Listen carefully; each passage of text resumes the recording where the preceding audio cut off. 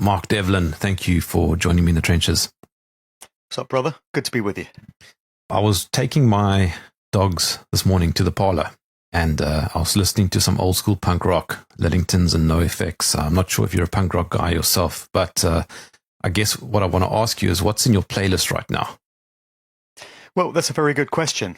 In terms of punk rock, I was never really a big fan of the genre. I do remember a lot about it because I grew up in the 1970s, and I can remember a friend of mine, when we were both 7, went out and bought the Sex Pistols. And I can't remember what the A-side was, but the B-side was Friggin' in the Riggin'. And it's a very dirty, smutty sailors sort of song. And he had to keep it a secret from his dad. His mum knew that he bought the record. She gave him the money. But he had to keep it a secret from his dad because he would have gone mad and said, well, taken a hammer and broken it up probably. So that's one of my memories of the punk era. And I can remember all those bands coming through in the late 70s and stuff. I remember hearing them play on the radio, but I was never really into that. I was more of a black music guy. So I was into pop music, whatever was in the charts, up until my teenage years. And then a school friend turned me on to black dance music in the mid-80s. So this was soul, funk, early rap and hip-hop, early house music. And I got into all of that. And when I became a DJ, that was the route that I took. I played primarily R&B, hip-hop, reggae. And that took me all over the world, as we were just talking about off-air. I've been to South Africa a few times to DJ. But just this week, I've been assembling a 1985 mix. So what I've done for the past couple of summers is gone back 40 years in time and done a really long mix of the best soulful dance tunes of that year. So I'm on 1985, and I was researching some of the tunes last night, and wow, what some great music around that year. So last night I was playing Sheila E., The Belle of St. Mark, from her album The Glamorous Life. And Sheila E. was a protege of Prince. And in her music, you can hear Prince's influence majorly because he wrote the tunes and produced them. And it's just fantastic music. Prince put out such phenomenal output in the mid-80s. Just love all his stuff. And there was also a song by Ready for the World from 1985 called Oh Sheila, which is like a tribute to Sheila E. And that's very funky, that sort of Minneapolis funk sound, very much in a Prince style. So in a long-winded way of answering your question, that's the sort of stuff I've been listening to lately. Lots of 80s dance music. Chatting to somebody like you, though, I find quite depressing because I don't want to know about the dark side of an industry that is otherwise so entertaining. It's a double-edged sword doing this work because I'm still a music fan. I can't live without music. And early on, when I put out my first Musical Truth book, which was based on my first 5 years' worth of research into the true nature of the music industry and what it's really used for, I did stop listening to music for a while because I got pissed off at all these revelations that were coming through about many of these artists and these bands and these styles and even DJs that I'd enjoyed. And so there was a period where I turned my back on all of that and I thought, I'm just going to listen to podcasts and speech-based output and, inform myself on stuff. And after a few months of doing that, I found I was really wallowing in doom and gloom. A lot of the speech-based podcasts were very heavy and dense and not particularly good for the spirit, not good for the mental health. And I found I had to turn back to music. And I had to either gravitate towards music which appeared to fall outside of these industry agendas. And the soulful house genre for me has achieved that. So I listen to a lot of soulful, uplifting dance music. And a lot of it is gospel infused. A lot of it draws on old disco tunes from the 70s. And to my ears and my thinking, that is very bright, positive, uplifting, feel-good music, which has stayed outside of the usual agendas. So I do listen to a lot of that. But I also do listen to a lot of the artists and bands that I expose. Because whatever the case, wherever they came from, and whatever the ultimate agenda was in them being put out there, it is still great music. These artists were top of their field for a reason, because they were great. We can speculate on where they got their training and, how they got into the game in the first place, but it's still fantastic output. And so I do still listen to music by the artists that I talk about, And I'm able to separate the artist and the art, the music, from whatever the agenda may have been, whatever the detail behind these artists. So it's important that we do inform ourselves, because if we're being mass mind controlled, and if we're having our viewpoints and our perspectives and our thoughts and our behaviors even dictated by social engineers through popular culture and entertainment, which has been weaponized against us, we need to be aware of that, and we need to get that into the conscious mind where it can be properly processed and comprehended. But we can also continue to enjoy the music if we choose, because now we've got all this stuff out of the subconscious mind, which is where the controllers rely on it working its magic and doing its thing. And when it's in the conscious mind, you know what's going on, and it can't then affect you. That's what I've always argued. People disagree with me on this, and they say, oh, you should turn your back on these bands, they're not good for you, and it's not great to listen to their music. But no, I can't live without music. I know many other people can't, and there's no reason why you can't continue to enjoy these artists' output. But that's the thing, Mark. Music has been part of the human condition forever. That's right. And I'm reminded of a comment which I bring up often in interviews. There was a show called How Dance Music Changed the World, and it was aired on BBC4, those nice people at the BBC, in 2017. And they interviewed Moby. And he said, if we were doing this interview 10,000 years ago, someone might ask, what do you think is compelling these people to dance around this campfire in a ceremonial fashion, in a tribal fashion? Well, some sort of shaman beats out a rhythm on an animal skin drum, and the firelight flickers in their eyes, and they're under the influence of plant medicine, which has changed their consciousness. He said, you've just described a situation 10,000 years ago and last night in the club, or words to that effect. And what he was doing was drawing parallels between ancient tribal civilizations who would have held events just like that, where they would have danced around a fire at night, and they would have been under the influence of plant medicine. There'd been a shaman administering that. There'd be somebody bashing out a rhythm, and they'd be dancing in a communal fashion. That's what happens in nightclubs. That's what happened in the early days of raves and acid house warehouse parties, which got the whole electronic dance music scene going in the UK. If you think about it, all those elements were there. There's the mind-altering drugs, which in the case of electronic dance music is primarily MDMA, known as ecstasy. You've got the music, the rhythm. The music provides the rhythm, and music seems to speak to us in a very deep, inherent, primal way. It seems to be built into the very fabric of what it is to be human, to gravitate towards music and rhythm. And that's why the weaponization of certain music genres has been so successful, because the controllers know, they're behavioral scientists, they're anthropologists, they know how the human mind works, the human psyche, and how to get into it and manipulate it. And they know that we naturally gravitate towards a sense of rhythm. And then you've got the communal aspect. So in that tribal example, you know, all the folk from the community are getting together and all partaking in this ceremony.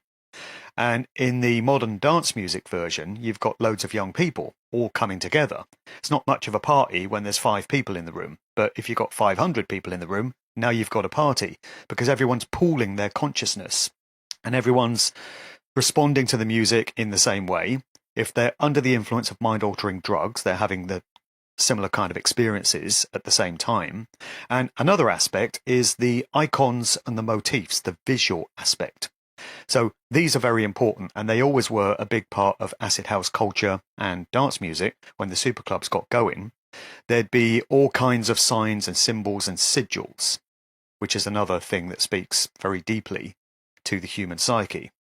And so the controllers, I would argue, the social engineers who got their hands on the dance music scene very early on and steered it off in certain desired directions, understood all this. And they knew that the visual aspect is very important, the mind-altering aspect is very important, and the communal aspect and the rhythmic aspect is very important. So all those elements have been present, and it's been a very successful operation, I think we can conclude. I remember the Satanic Panic and how my folks were so worried, you know, thanks to our church and our community, which music, we were listening to, and everything was satanic and evil, and then that all fell away in the 90s. And I look back at that now and some of those songs, and it's funny.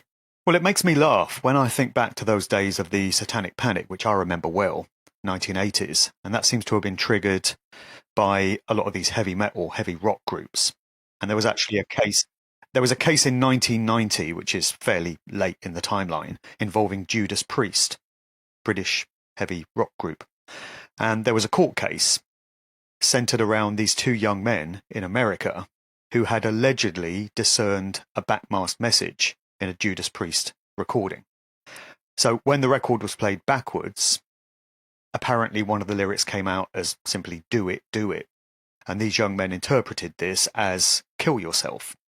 And so they went out and got drunk, so the story goes, and they had a shotgun, and one of them shot himself and died straight away. The other one shot himself and died later in hospital. And the case went to court, and the prosecution was trying to argue that the Judas Priest record had caused these two young men to do that. And the case got thrown out. It was rejected, but it did put into the public consciousness the idea that there could be backmasked messages in recordings. And there absolutely are. My research has thrown this up. So there are backmasked messages which are put in deliberately by the artists, by the producers. They know what they're doing. They've specifically created and placed that message. But there are also backmasked messages which find their way into recordings without necessarily the conscious knowledge of the artists or producers. And this is where we start to get into esoteric sort of supernatural realms. And it's absolutely a thing. I've been researching it for years, and totally this goes on.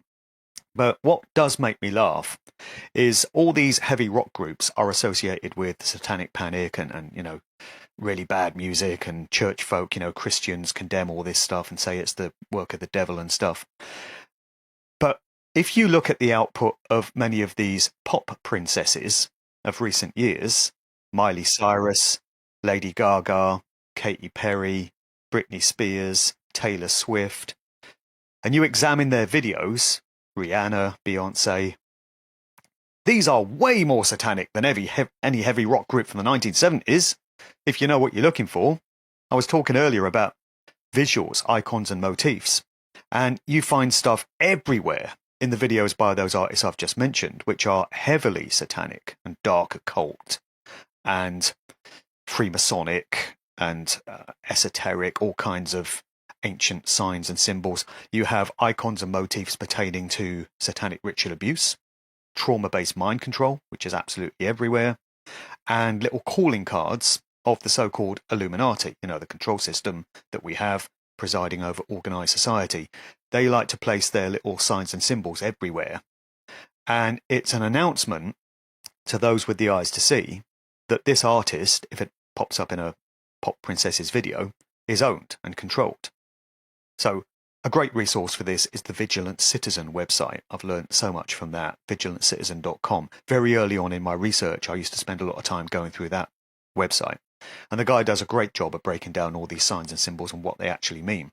So the average Rihanna or Miley Cyrus video is way more satanic, in my view, than anything from Black Sabbath or Judas Priest.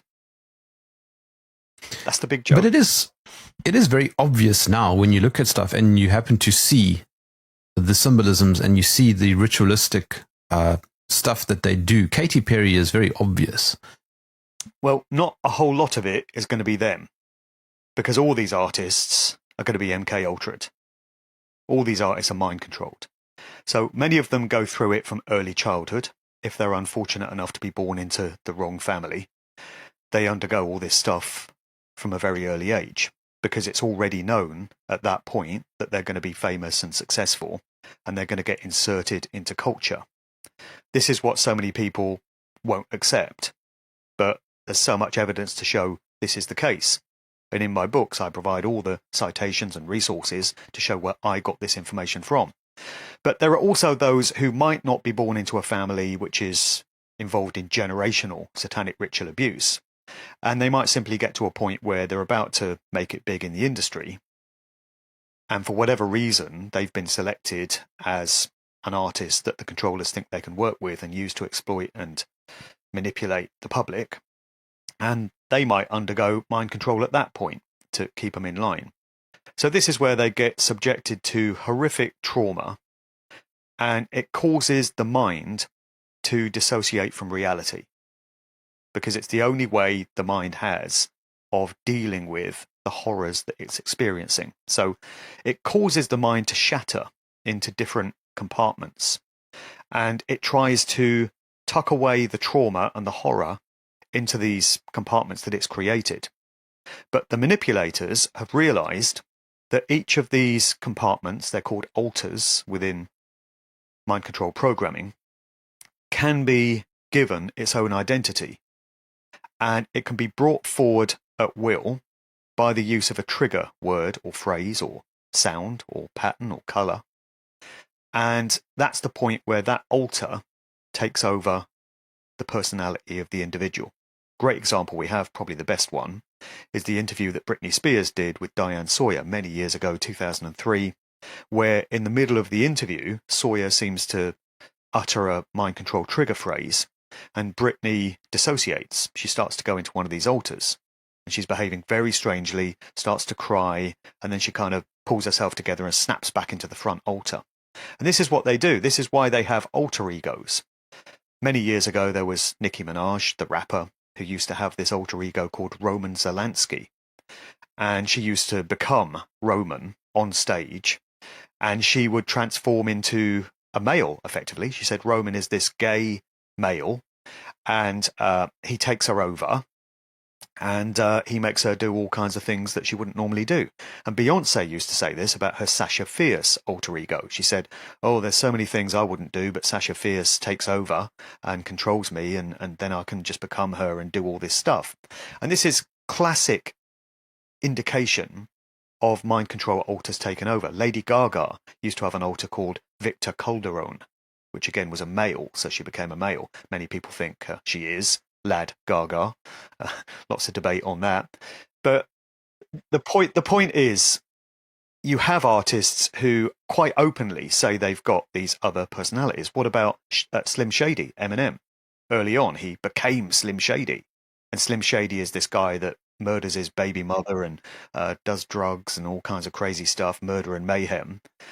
But then he becomes Marshall Mathers again, which is his original personality. So there's a lot of it around when you know what you're looking for. Bono's got this alter ego called Mephisto. And on stage, he puts on a pair of devil horns. So he's not even trying to hide it and just becomes like this devilish, satanic figure. So this is all MK Ultra, which is everywhere in the industry. And it's the way artists are kept in line, because an artist has undergone mind control and who can be skillfully handled by a programmer is more likely to stick to agendas and adhere to what's required of them than someone that's in control of their own mind and is fiercely creative and individual. They don't want that. They want artists that are absolutely under the thumb of those that control the industry. The thing is that I feel sorry for some of them, like Britney Spears, for example. I mean, she clearly is having some sort of tug of war internally. Yeah, well, I do as well. It's very easy to hate on these artists. Particularly, I used to find myself hating Nicki Minaj because of her output, you know, the foul language. It's just awful. Yeah, and Cardi B is the same. She's like a reboot of Nicki Minaj. And these are aimed at young people. This is the thing. You know, at the time I had 2 young daughters, and I realized that this kind of output is aimed at them, their age group, their demographic. You know, all these pop princesses and even rappers like Nicki Minaj and Cardi B, they're aimed at prepubescent girls, effectively. You know, the fan base is, but the target fan base is probably like 9 to 15, something like that. And I used to hate the fact that Nicki Minaj was putting out all this disgusting, depraved material. But then I came to realize that it's not actually her fault. If she's been born into satanic ritual abuse and she's undergone all these horrors, who knows what she's been through? Who knows what these people go through? The level of trauma and horror. So we really should pity them and have some sympathy for them rather than hate on them. If you're going to hate on anyone, hate on the managers, hate on the executives that run these record companies.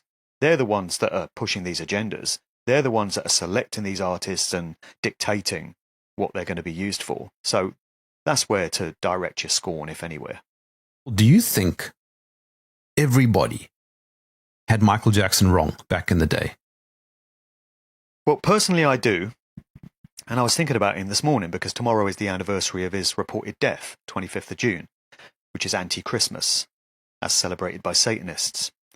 So, whereas the rest of us celebrate Christmas on the 25th of December, and in the Northern Hemisphere, that's marking the symbolic death and rebirth of the sun at that time of year.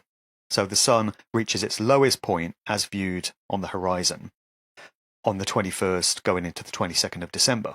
And then it's said to symbolically die, and it's in the tomb for 3 days. Where have I heard that before?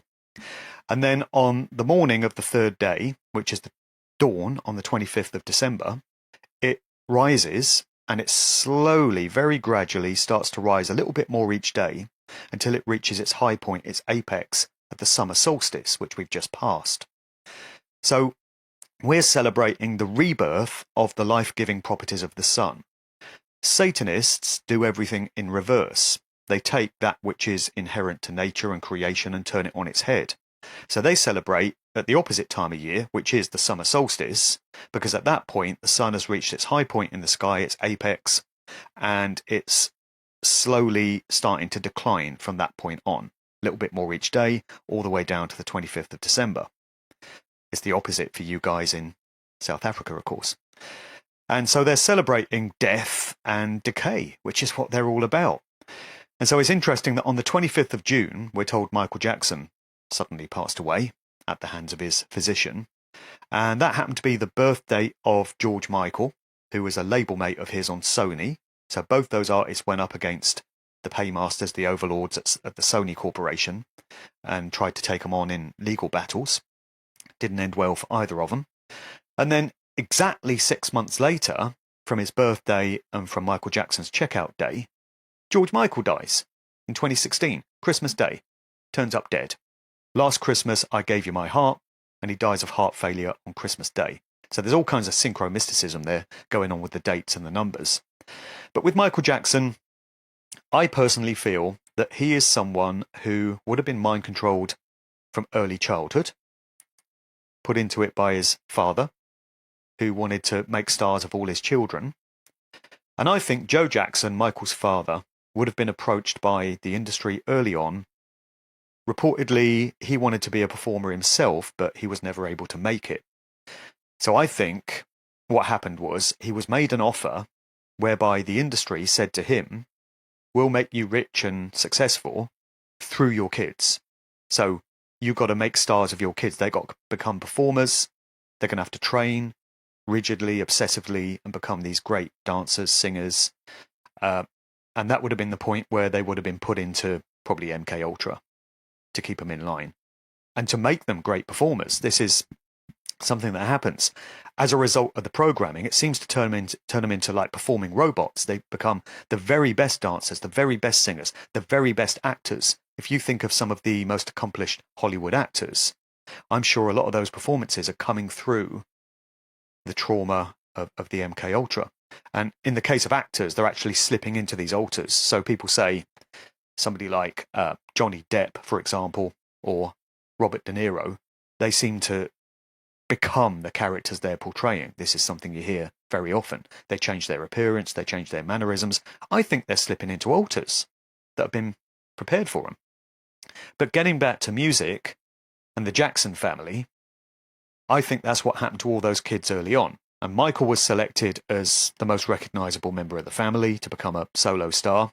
And of course, he became a major recording artist, shifting millions and millions of units. But I think he reached a point where his mind control programming was starting to wear off.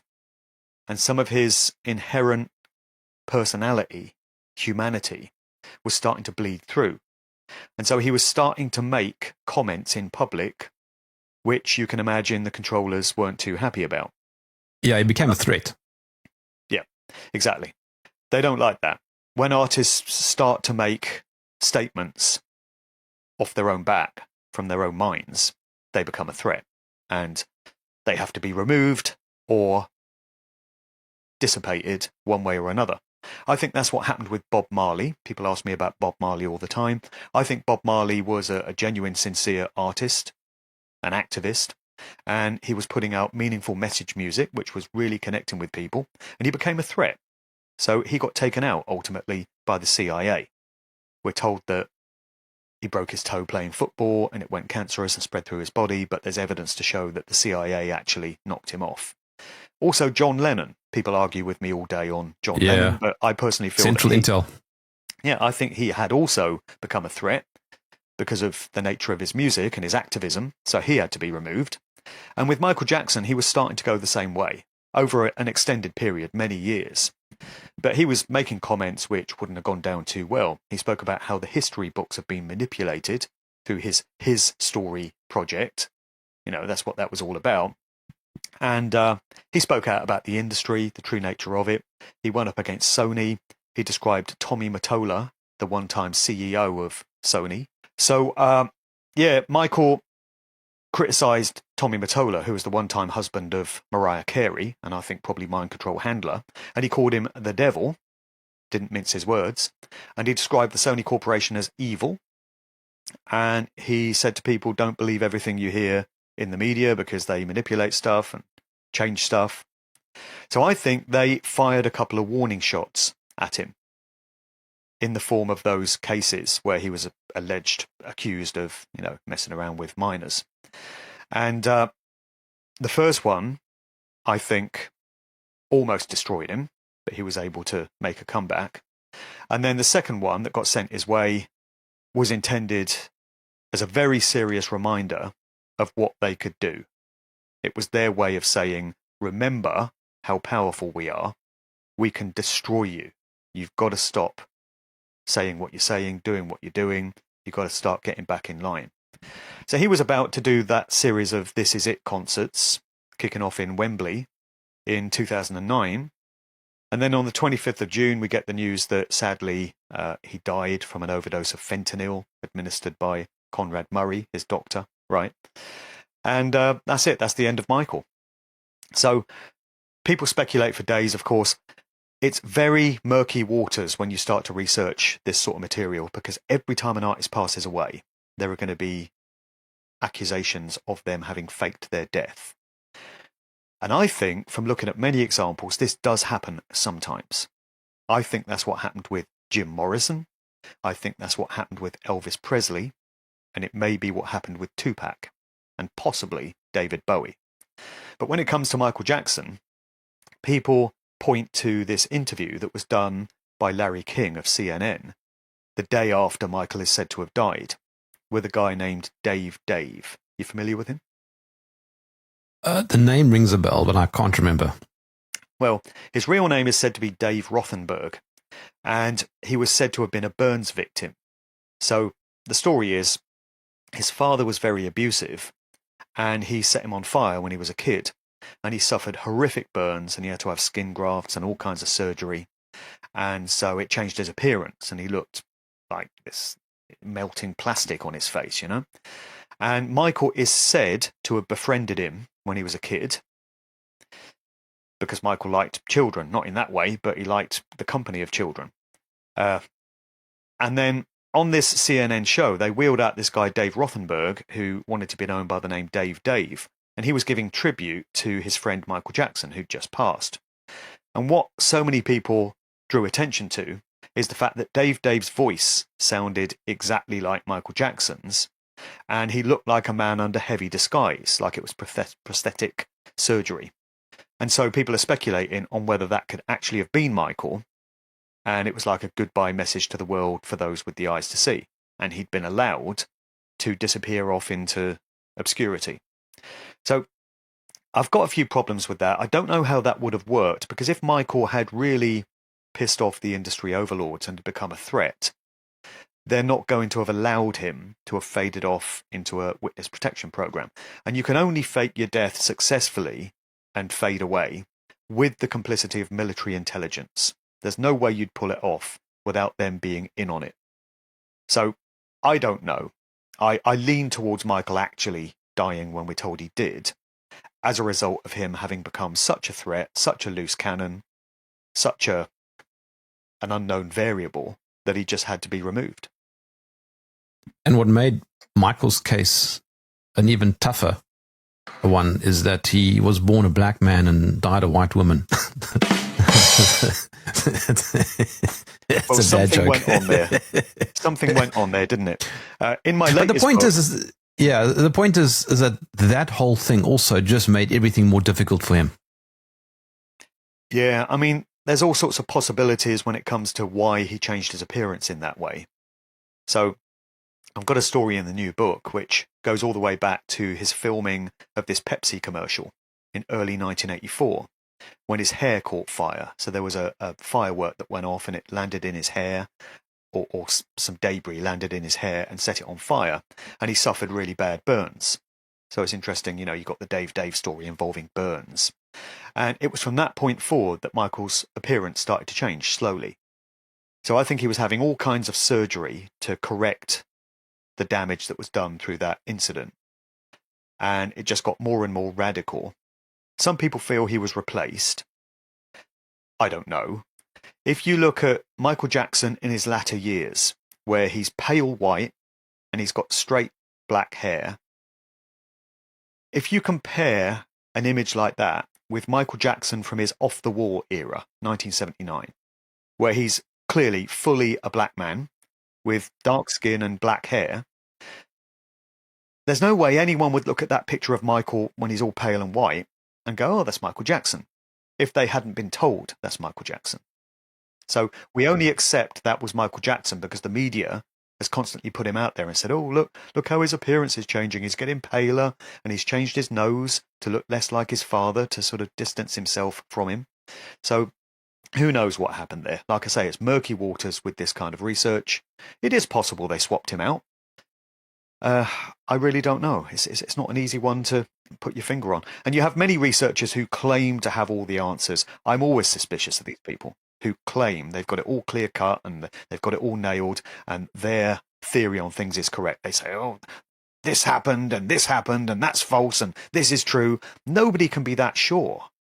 If you weren't actually a part of that inner circle where these events happened and you're looking in from the outside, nobody can have that level of certainty. So when people claim to have got it all figured out, that's ego coming in.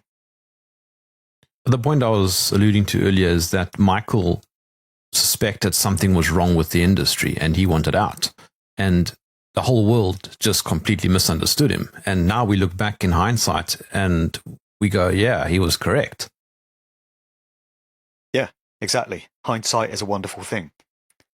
And it's the same with Prince. The story of Prince very much echoes that of Michael Jackson. There's so many parallels there. Prince got into legal battles with his record label, Warner Brothers, and he was trying to expose some of their practices and withdraw himself from their clutches in just the same way as Michael did with Sony.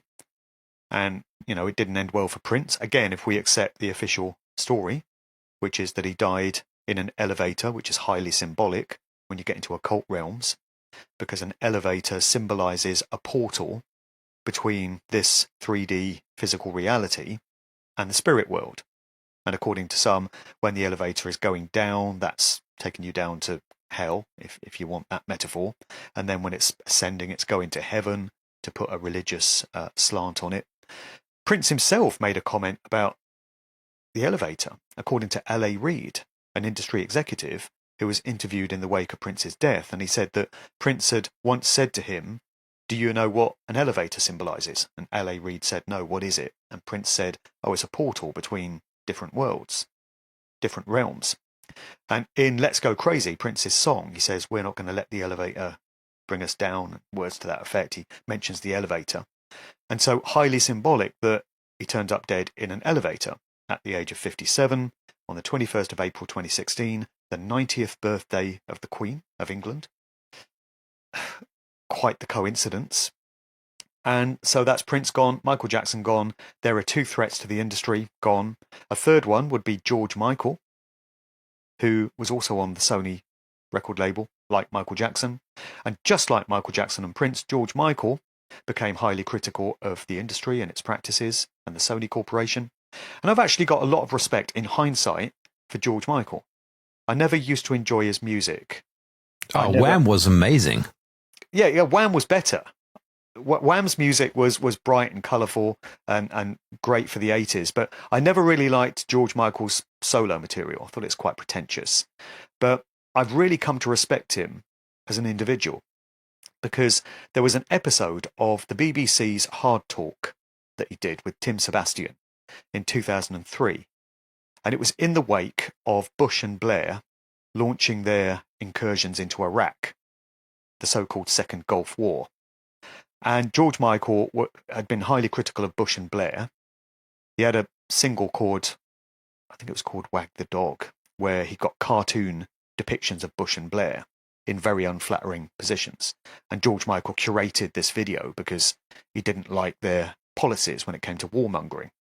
So in this episode, he's asked about that, and he displays a high level of knowledge and a high level of personal integrity, and he was bringing up subjects that no other artist was. I like to think that if George Michael had been around during the COVID era, he would have had a thing or two to say about it. I think he probably would, about how the whole thing was a big bloody scam. But he was obviously neutralised way before that. And it would have been interesting to hear what Prince would have had to say about COVID as well. I often wonder about this. John Lennon, if he'd still been around, what would he have said? Would he have gone along with it all, or would he have felt compelled to speak out? Bob Marley, I think these artists would have spoken out. So with George Michael, I do now respect him as a man. And he took part in a great sketch with Ricky Gervais where he was just lampooning himself, just self-effacing. And it's great to see people do that because there's obviously no ego there, no pretentiousness. They're prepared to send themselves up. And it's just a shame that all these great artists get taken out and we get left with all the shit ones, the boring ones, the compliant ones. All the interesting ones go. You know, the very best music from over the decades is from deceased artists. That's the sad fact of it. A lot of this conversation, though, is around mind control and artists themselves being controlled and manipulated. But it does expand into more dangerous territory. I mean, look what's going on now with P. Diddy. Yeah, well, it is dangerous in terms of the things he's being accused of. So he's currently on trial, and officially it's for racketeering and child sex trafficking, which is bad enough. But on top of that, there have been accusations for years that he's been running Jeffrey Epstein-style blackmail operations through his various mansion parties, freak-offs as they're called, sex orgies.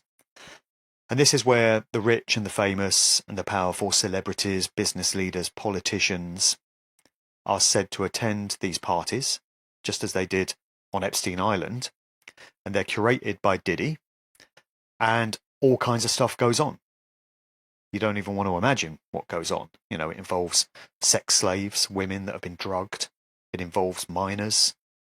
And reportedly, many of these famous people whose names we're going to know get up to all this stuff at these parties, and it gets filmed, and that footage gets used as blackmail leverage to make sure they stay in line and they don't stray from the agenda that's been set out for them. And if they do, they're reminded that this footage exists and that it can be made public at any time, and that's their career destroyed. So this stuff is not making it into the court case, but there have been multiple accusations that Diddy has been running this sort of operation. And I think he would have imagined that he was untouchable. I think when they arrested him at the end of 2024 and they stuck him in the Metropolitan Detention Center in Brooklyn, reportedly New York's worst jail, he probably couldn't believe what was happening to him because I'm sure he would have thought he was untouchable, he could do anything he wanted, because he was so blatant and so flagrant in his interviews and his videos. There's a video of him, you've probably seen it, with Justin Bieber. You know, he took Justin Bieber under his wing. And he's got this video where he says, we're going to go crazy, I've got custody of Justin for the weekend, and it's going to be every 15-year-old's dream. We're going to do all kinds of crazy stuff that I can't really talk about on video. What does that mean, you know? And he's being open about it, about the fact that he can't talk about it. And earlier he had lived with Usher, a young Usher, the singer, had lived with Diddy when he was a minor. What's that all about? Moved in with him. And he's open about that as well. And there's a video where Diddy is sat with his mother, Janice Combs, and they're both sharing an IV drip. And Diddy says, oh, we went a bit crazy at the party last night, so we're just rehydrating. What does that mean? With his mother. And his mother looks like, frankly, a hooker. She's got her hair and nails done and stuff, and she's in this revealing outfit. And it's like Diddy's trying to pimp her out. He said, this is my mom, she's a beautiful woman, she's single. Like he's trying to pimp out his own mother. So he was quite blatant about a lot of this stuff, which is why I think he thought he was untouchable. And they probably allowed him to think he was untouchable. But they came for him in the end. For whatever reason, maybe they thought he was too much of a liability. Maybe they just wanted to take the heat off of some other areas of where things were going on, and they wanted to direct attention over to what Diddy had been accused of. And they're just throwing him under the bus now. And this is what happens when you get into bed with psychopaths and Satanists. Don't be surprised if they turn on you. Because they're psychopaths and Satanists. It's what they do. What about R. Kelly? A few years before Diddy, we got all these stories of R. Kelly being involved in similar activities, running a sort of mind control sex cult with kept women. And they went for him as well. He got away with it for many years, ran that operation for a long time. But in the end, they went for him, and he's in jail. Reportedly, he's just overdosed in jail somehow, and he's in prison hospital. So, if you're not from one of these important bloodline families, which is a big part of things, if you're born into one of these generational families, then you're going to have a position made available for you. You can have a facilitated career. But if you somehow come into the industry from elsewhere, outside of one of these families, and you somehow sort of work your way up with a bit of assistance, or they select you as a chosen one, never be surprised if they turn on you, because that's what they do. And right now, Jay-Z is probably spending a lot of time in the bathroom. Have you heard Kanye's nigger Heil Hitler? What do you make of that, and what do you make of Kanye? I think they are doing similar things to him to what they did with Michael Jackson. They're trying to smear his image and his name. And I think this is because Kanye is a very obvious candidate for MKUltra mind control. Over the years, he's displayed many traits of having undergone this. He's displayed many traits of the programming starting to break down and his real self starting to come through. And many of the so-called incoherent rants that he's made publicly, the mainstream media has branded him as crazy and outspoken and braggadocious and all this. But he was actually speaking a lot of truth. And I think he was trying to get the truth out there. And often, after one of these rants, he disappears from the public eye for some time. And this smacks of him being sent back to the MKUltra lab to have his programming topped up. I think in recent times, the waters have been muddied by the fact that they've been using doubles. It's not Kanye. So you'll see what is alleged to be Kanye in public doing an interview. There's that one where he's in a car and he's got the window wound down and he's talking to some reporter through the window of his car. Have you seen that one from about 3 or 4 years ago? Yeah, and he's saying that Hollywood and the entertainment industry sacrifices family members, which is a pretty outrageous statement, but it's not Kanye. That's not him. I'm not saying that they've got rid of him, because the real Kanye seems to reappear from time to time. But they're using doubles, and I think they are systematically trying to destroy his public image and his credibility through things like this Nazi business. And, if you think about some of the most extreme things that an artist can say and do to make the public turn on him and hate him, then Kanye's been doing all of that. But is it really him? Is it him being directed to do so in a mind-controlled state, or is it doubles, replacements that they're using to literally put words into his mouth? So he's a very complex character, not easy to work out what's going on there. I do suspect that they would like to have taken him out. They would like to have overdosed him or suicided him, but it would be just too obvious. If something happened to him now, it would be too obvious that they took him out. So sometimes they can't do that, so they have to destroy them instead, just destroy their character. I remember in the early 2000s, I went to a Prodigy show, and it was phenomenal. Firstly, I think Prodigy are amazing, or they were amazing in terms of their music production. But I remember during their gig, they had this long sort of section of repetitive music for about 15 minutes, where it was just the same thing looping. And there was this strong smell of marijuana in the air, so people were clearly smoking. Yeah, that puts me in mind of that infamous Travis Scott concert at Astro World a few years ago, where a bunch of young people died. And observers, researchers have suggested it was some sort of sacrificial ritual. But Travis Scott was behaving very strangely at that event. He was up on some sort of plinth or podium.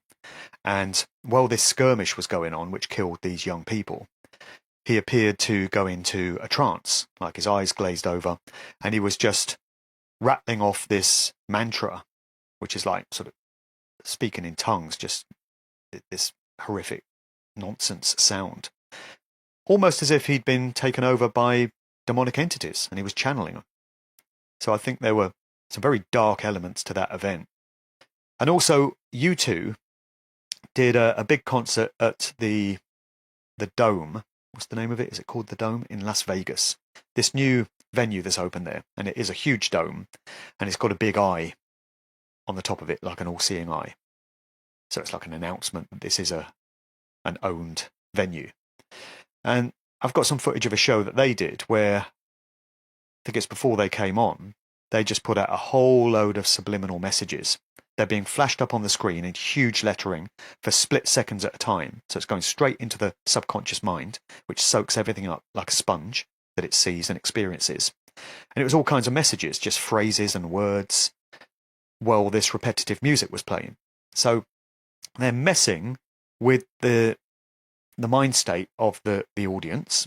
The audience are being used as experimental lab rats and guinea pigs. They think they're just going to a concert to hear some great music, but they're actually being manipulated in all kinds of very deep psychological ways. And it's probably the same at that event that you just mentioned by the Prodigy, who must have been selected and elevated in their career, because there were lots of acts that emerged at the start of the rave era. But there's only a few that got to the level of the Prodigy. So, But they were very good. Right. Well, if that's your musical bag, yeah. I like some of their stuff. A lot of it was too hardcore for me. I didn't really like that completely hardcore rave stuff. I liked it more soulful, I guess.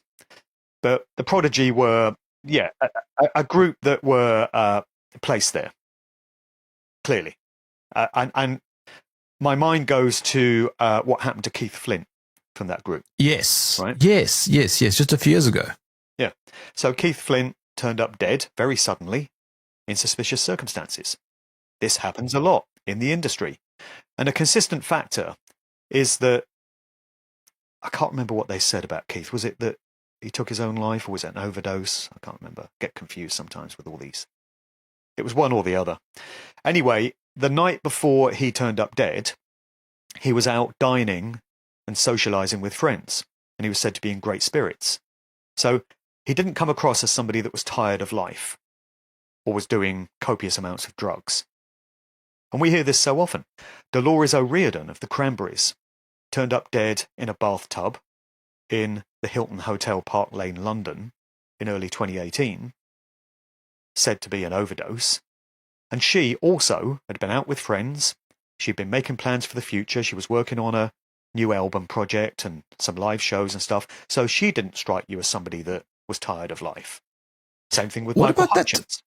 Yeah. And that girl, what's her name now? They tried to take me to rehab, and I said no. Amy Winehouse. Yes. Amy Winehouse, same way, said to have overdosed, even though friends and family say that she'd been clean for a long time. Age 27. Age 27, part of the 27 Club. And it's often very vague. When they tell you an artist has passed away, they don't often go into the fine detail of what killed them.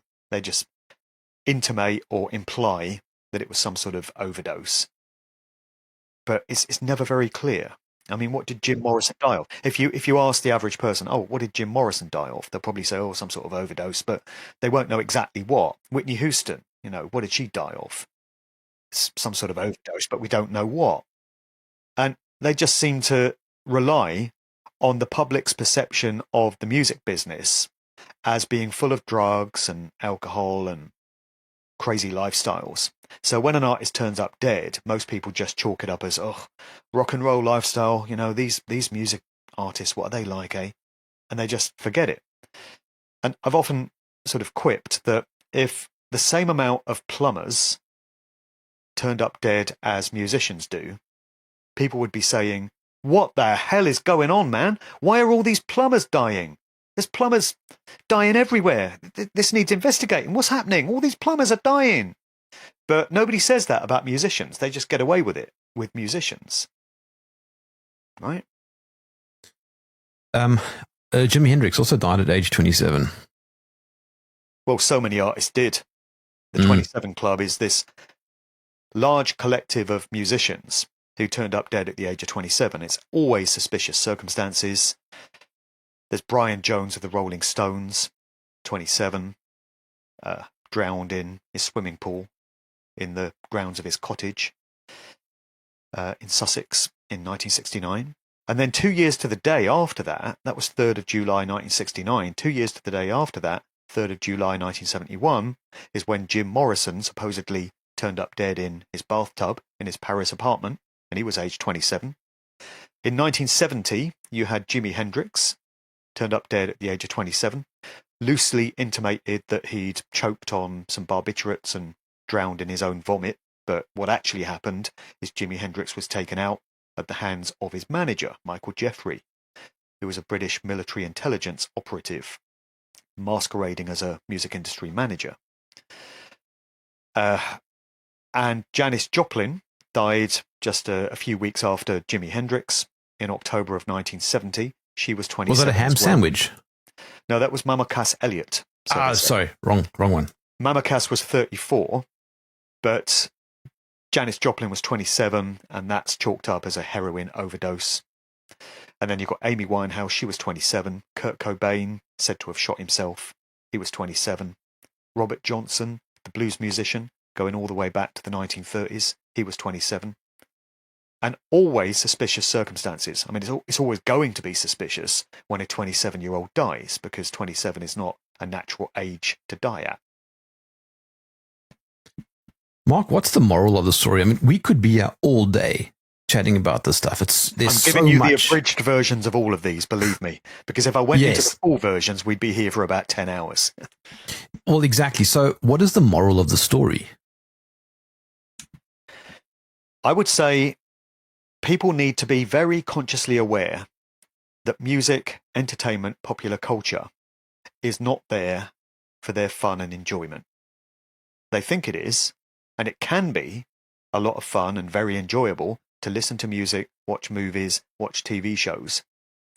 But the truth of the matter is that these vehicles are there to mind control people and get them thinking and behaving in certain ways, in line with other social engineering agendas which are operating in organized society.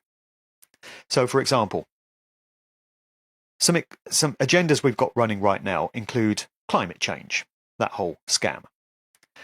And when you look back at Hollywood movies of recent years, you'll find that ideas of climate change and this big threat to humanity have been very slyly placed into the narrative of many of these films and TV shows. We've got the transhumanist agenda, the merging of humanity and technology.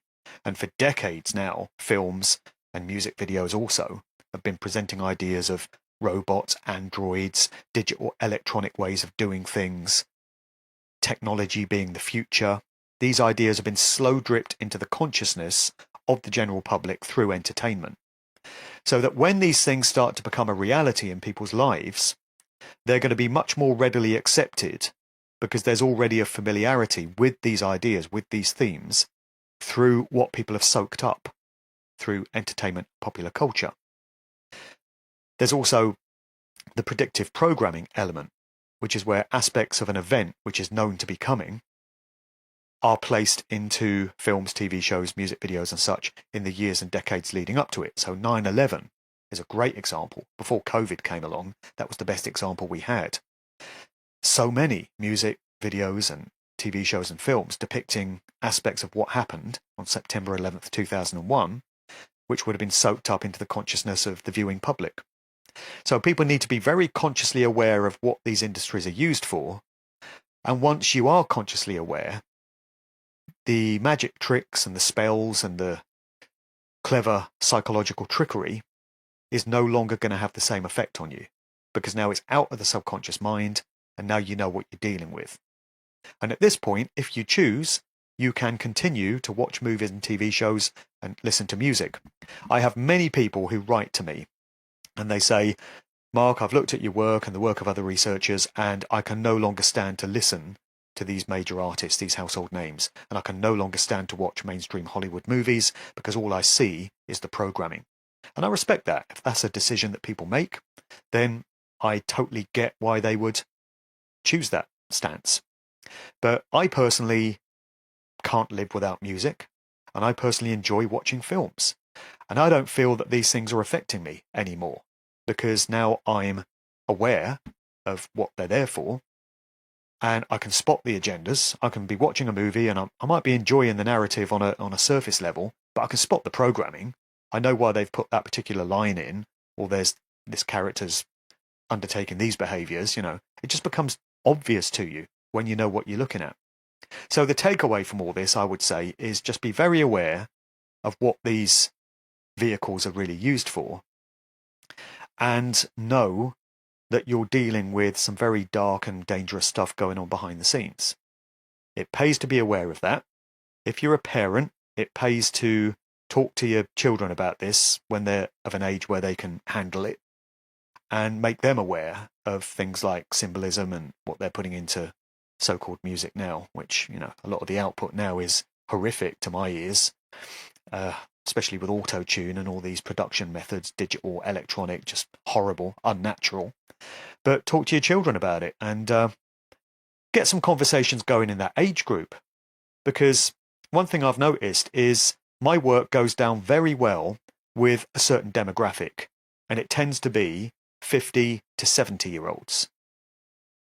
But I have a lot of trouble connecting with people under 40. They just don't they don't come to my talks. They don't engage with me. Younger people are the ones that are in the crosshairs of the social engineers. They're the ones they're going after, not the 50 to 70-year-olds. So it's very important this information gets circulated among younger age groups. And so I'd love to see more young people, teenagers, having discussions of this nature, getting hold of this information, this material, and talking to their friends, their groups about it, and getting awareness within that demographic of occult symbolism and programming and social engineering agendas and such. That's the real challenge, getting through to younger people. So I think we can all play a role in that. So if you're someone that accepts all of this and you know that it's real, and you've got a way of getting through to younger people, if you've got children or grandchildren, get some conversations going in that age group, because that's where it's really needed. Mark, how can I follow your work? My main website is djmarkdevlin.com. So there's links from there to all my other stuff. I've got a YouTube channel. It's my fourth, just about hanging on in there. My books are available on Amazon. So I can mail out personal signed copies of my books, but I tend to only do that within Europe, because if I try to send them further afield, America, Australia, Africa, they just go missing. They get seized by customs, and it's just such a ball ache that I generally say to people in that part of the world, those parts of the world, get the books from Amazon. It's just easier. So you'll find all my books there, Musical Truth Volumes 1, 2 and 3. I've just brought out a fourth volume, which is this one, No One's Dad's a Plumber. So that's the title of it. And that one is now available. And there's audio book versions of the first 3 Musical Truths and I've yet to do the audiobook version of that, but I'll be doing that by the end of the year. And so, many podcasts out there. I've done so many podcasts, videos, presentations. But if you go to djmarkdevlin.com, you'll find it all from there. Mark Devlin, thank you for joining me in the trenches. No worries, man. Great show.